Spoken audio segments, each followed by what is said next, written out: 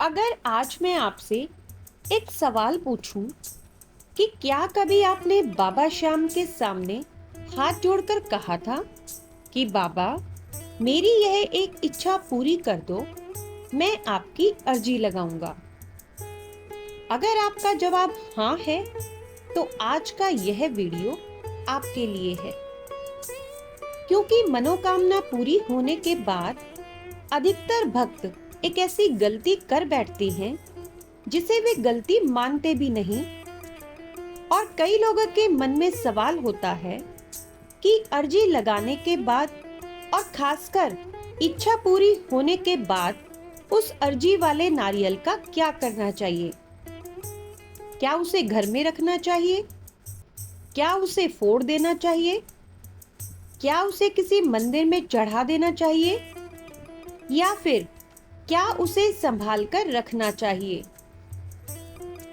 लेकिन दोस्तों, आज हम केवल नारियल की बात नहीं करेंगे, हम उस भावना की भी बात करेंगे जो उस नारियल से भी कहीं अधिक महत्वपूर्ण है।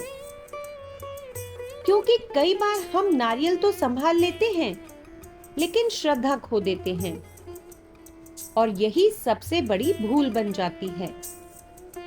इसलिए इस वीडियो को अंत तक जरूर देखिए, क्योंकि हो सकता है आज के बाद आपके मन की जितनी भी शंकाएं हैं सभी दूर हो जाए और आपकी भक्ति का नजरिया ही बदल जाए। जय श्री श्याम। मेरे प्यारे श्याम प्रेमियों, आज का जो टॉपिक है बहुत छोटा दिखाई देता है, लेकिन इसकी गहराई बहुत बड़ी है। क्योंकि यह केवल एक नारियल का प्रश्न नहीं है, यह विश्वास का प्रश्न है, यह कृतज्ञता का प्रश्न है, और यह उस रिश्ते का प्रश्न है जो एक भक्त और उसके बाबा के बीच होता है। आज के समय में जब इंसान चारों तरफ परेशानियों से घिरा हुआ है, किसी के घर में आर्थिक तंगी है, किसी का व्यापार नहीं चल रहा, किसी की नौकरी छूट गई, किसी का प्रमोशन रुक गया, किसी के घर में बीमारी ने डेरा डाल रखा है, किसी का बेटा गलत संगत में पड़ गया, किसी की बेटी की शादी नहीं हो रही, और किसी के जीवन में मानसिक शांति ही समाप्त हो चुकी है। ऐसे समय में इंसान सबसे पहले किसे याद करता है? उसी को याद करता है जिस पर उसे सबसे ज्यादा विश्वास होता है, और लाखों लोगों के लिए वह विश्वास है हारे के सहारे बाबा श्याम।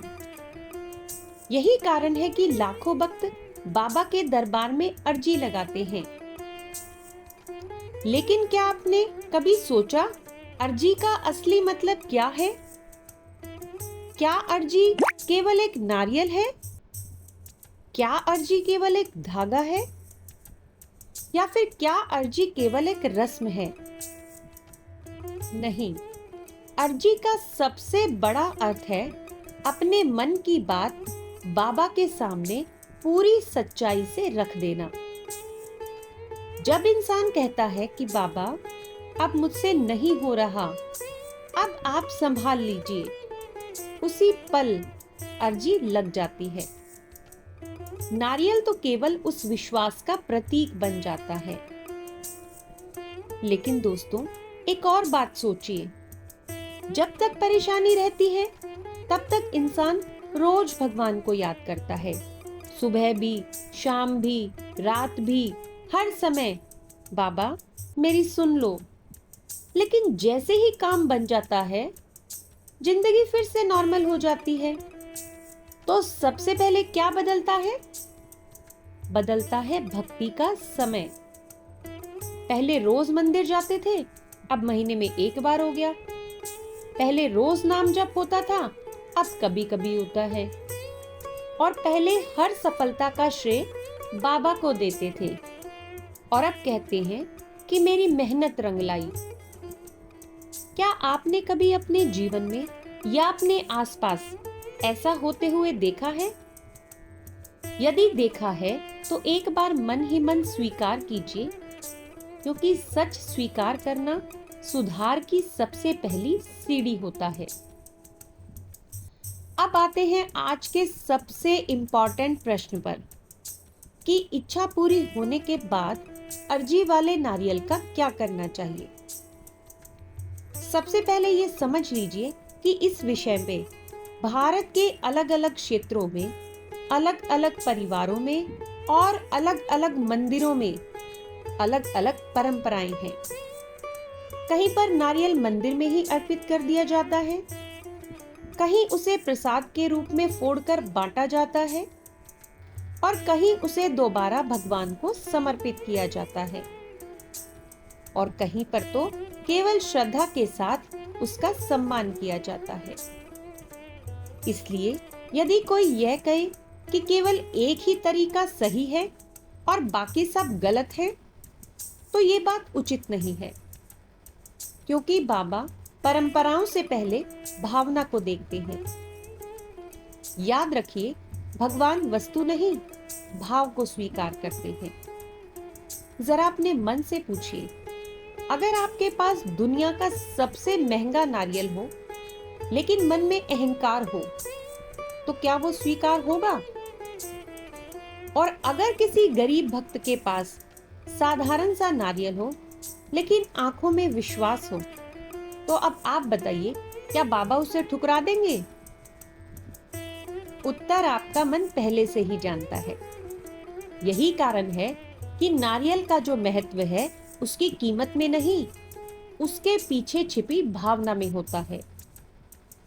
सनातन परंपरा में नारियल को समर्पण का प्रतीक माना जाता है। उसका जो कठोर बाहरी आवरण है वो हमारे अहंकार का प्रतीक है और अंदर का सफेद भाग मन की पवित्रता का। जब भक्त नारियल अर्पित करता है तो उसका संदेश होता है कि हे प्रभु, मैं अपना अहंकार, अपने डर, अपनी चिंता, अपना दुख, सब कुछ आपके चरणों में समर्पित करता हूँ। अब सोचिए, अगर समर्पण हो गया तो क्या केवल नारियल बचता है या फिर आपका जीवन भी बदलना चाहिए? यही सबसे बड़ा प्रश्न है। दोस्तों, आजकल सोशल मीडिया पर हर दूसरे दिन कोई ना कोई कह देता है, अगर आपने ऐसा नहीं किया तो अनर्थ हो जाएगा, अगर नारियल घर में रखा तो नुकसान होगा, अगर फोड़ दिया तो मनोकामना खत्म हो जाएगी, अगर बहाया नहीं तो दोष लगेगा। लेकिन क्या भक्ति डर का नाम है? क्या भगवान हमें डराकर अपने पास बुलाते हैं या प्रेम से? जरा सोचिए, अगर एक पिता अपने बच्चे से हर समय यही कहे, ये नहीं किया तो मैं नाराज हो जाऊंगा, तो बच्चा पिता से प्रेम करेगा या डर जाएगा? ठीक इसी तरह बाबा श्याम भी अपने भक्तों को डराकर नहीं बल्कि प्यार देकर अपने पास बुलाते हैं। इसलिए ऐसी बातों से बचिए जो आपकी श्रद्धा से अधिक आपके मन में डर को पैदा करती हो, क्योंकि डर भक्ति का मार्ग नहीं है। भक्ति का मार्ग है विश्वास, प्रेम और समर्पण। लेकिन क्या केवल नारियल ही पर्याप्त है? क्या मनोकामना पूरी होने के बाद हमारी कोई जिम्मेदारी नहीं बनती? यहीं से शुरू होती है आज के वीडियो की सबसे महत्वपूर्ण चर्चा, जिसके बारे में बहुत कम लोग सोचते हैं। और शायद यही कारण है कि बहुत से लोग मनोकामना पूरी होने के बाद भी अंदर से खाली महसूस करते हैं। आखिर ऐसा क्यों होता है? क्यों ऐसा होता है कि मनोकामना पूरी होने के बाद भी कई लोगों के जीवन में पहले जैसी शांति नहीं रहती? क्यों ऐसा होता है कि जिस खुशी के लिए इंसान सालों तक प्रार्थना करता है, वह खुशी मिलने के बाद भी मन कुछ दिनों में फिर से खाली खाली महसूस करने लगता है? दोस्तों, इसका कारण बाबा श्याम नहीं है, इसका कारण हमारा मन है। मन की एक आदत होती है, जब तक कोई चीज नहीं मिलती तब तक वही सबसे बड़ी लगती है, लेकिन जैसे ही वो मिल जाती है और मन किसी दूसरी इच्छा के पीछे भागने लग जाता है। आज नौकरी चाहिए, कल प्रमोशन चाहिए, फिर बड़ा घर चाहिए, फिर नई गाड़ी चाहिए, फिर और ज्यादा पैसा चाहिए, और ये सिलसिला कभी खत्म ही नहीं होता। यही कारण है कि भगवान हमें केवल इच्छाएं पूरी करना नहीं सिखाते, बल्कि संतोष भी सिखाते हैं। क्योंकि जिस इंसान के जीवन में संतोष नहीं है, उसे पूरी दुनिया भी मिल जाए फिर भी उसे कुछ न कुछ कमी महसूस होगी। अब जरा अपने आप से एक प्रश्न पूछिए, जब आपकी मनोकामना पूरी हुई थी, क्या आपने कुछ पल बैठकर सच्चे मन से बाबा को धन्यवाद कहा था? या फिर अगले ही दिन नई चिंता शुरू हो गई थी? दोस्तों, हम में से जो अधिकांश लोग हैं वो यही करते हैं। भगवान से मांगने में हम कभी नहीं थकते, लेकिन धन्यवाद देने में बहुत जल्दी भूल जाते हैं। और यही वह बात है जो हर श्याम भक्त को समझनी चाहिए। बाबा को आपकी दौलत नहीं चाहिए और ना ही उन्हें किसी महंगे चढ़ावे की जरूरत है। उन्हें चाहिए एक ऐसा दिल जो कृतज्ञ हो। अब फिर से वही प्रश्न कि अर्जी वाले नारियल का क्या करें? अगर आपने बाबा के मंदिर में जाकर वहां की परंपरा के अनुसार नारियल चढ़ाया है, तो उस मंदिर की व्यवस्था का सम्मान करना ही उचित है। और यदि किसी कारण से नारियल आपके पास है, तो उसे श्रद्धा के साथ प्रसाद के रूप में उपयोग करना या मंदिर में चढ़ा देना, दोनों ही कई स्थानों की मान्य परंपराओं में शामिल है। लेकिन याद रखिए, सबसे बड़ा प्रश्न ये नहीं कि नारियल कहाँ गया। सबसे बड़ा प्रश्न ये है कि आपका विश्वास कहाँ है। कुछ लोग तो नारियल को सालों तक अलमारी में रखे रहते हैं। उन्हें लगता है कि यही उनकी किस्मत बदलता रहेगा। लेकिन सोचिए, क्या किस्मत नारियल बदलता है या भगवान पर अटल विश्वास और हमारे अच्छे कर्म? अगर केवल वस्तुएं ही भाग्य बदल देती, तो संसार का हर व्यक्ति अमीर होता, सबसे सुखी होता। लेकिन हम सब जानते हैं ऐसा नहीं है। इसलिए श्रद्धा को वस्तु में मत बांधिए, श्रद्धा को अपने जीवन का हिस्सा बनाइए। एक और बात जिसे शायद बहुत कम लोग समझते हैं, जब मनोकामना पूरी होती है तो कई लोग सोचते हैं, अब तो बाबा ने मेरी सुन ली, अब मुझे रोज पूजा की क्या जरूरत है। और यहीं से धीरे धीरे भक्ति कम होने लगती है। लेकिन आपने कभी सोचा, अगर कोई दोस्त सिर्फ जरूरत पड़ने पर ही आपको याद करे तो आपको कैसा लगेगा? ठीक उसी तरह भक्ति केवल जरूरत का संबंध नहीं है, ये प्रेम का संबंध है। इसलिए अगर आपकी इच्छा पूरी हो गई है, तो इसका मतलब यह नहीं कि अब आप बाबा को याद करना कम कर दें, बल्कि अब तो और भी अधिक धन्यवाद के साथ उनका नाम लेना चाहिए। और दोस्तों, एक बात हमेशा याद रखना, भगवान कभी ये नहीं देखते कि आपने कितना बड़ा नारियल चढ़ाया। वो ये देखते हैं कि आपके मन में कितना बड़ा विश्वास है। ना ही भगवान ये गिनते कि आपने कितने रुपए का प्रसाद चढ़ाया। वो सिर्फ ये देखते हैं कि आपने कितने सच्चे मन से उन्हें याद किया। और यही कारण है कि कई बार बहुत साधारण से भक्त भगवान के बहुत प्रिय बन जाते हैं, क्योंकि उनके पास दिखावा नहीं होता, केवल विश्वास होता है। इसलिए यदि आज आपकी कोई मनोकामना पूरी हो चुकी है, तो एक काम अवश्य कीजिए।